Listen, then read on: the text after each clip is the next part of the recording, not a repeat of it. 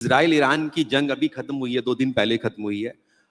उसमें जो अमेरिका ने भी उसमें हिस्सेदारी की और बी 2 बॉम्बर्स के जरिए उन्होंने जो उनके परमाणु संयंत्र थे या ठिकाने थे उनको 90 मीटर नीचे जाकर उन्होंने तबाह किया। उस दौरान जो उन्होंने अपनी नेवी का इस्तेमाल भी किया, अपनी उन्होंने सबमरीन से टोमाहॉक मिसाइल्स को भी उन्होंने लॉन्च किया।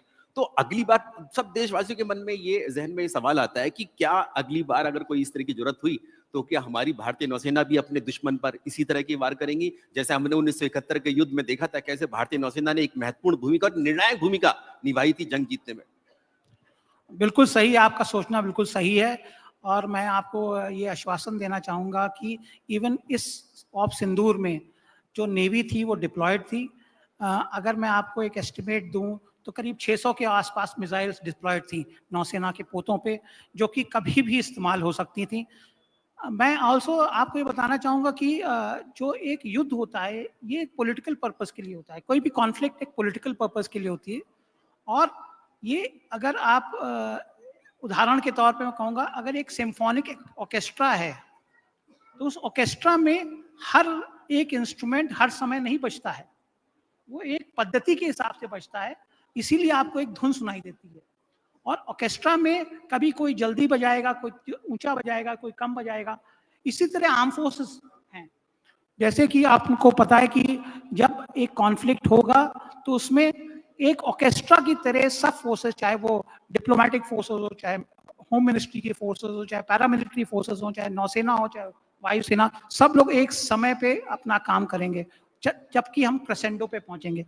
इस बार अगर मैं बोलूं कि नौसेना की नौबत नहीं है बजाने की अपनी, तो ये मैं कहूँगा सच रहेगा।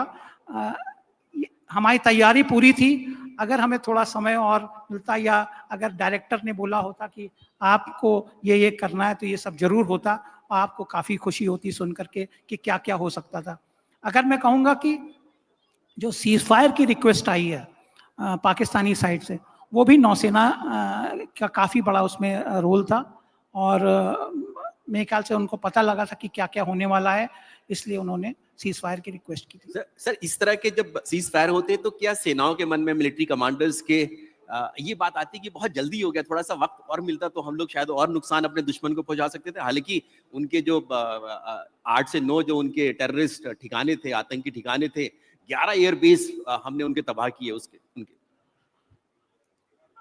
जो जीतता रहता है उसको तो हरदम हर्ष रहता है कि अगले को तो तोड़ के फेंक ही दें।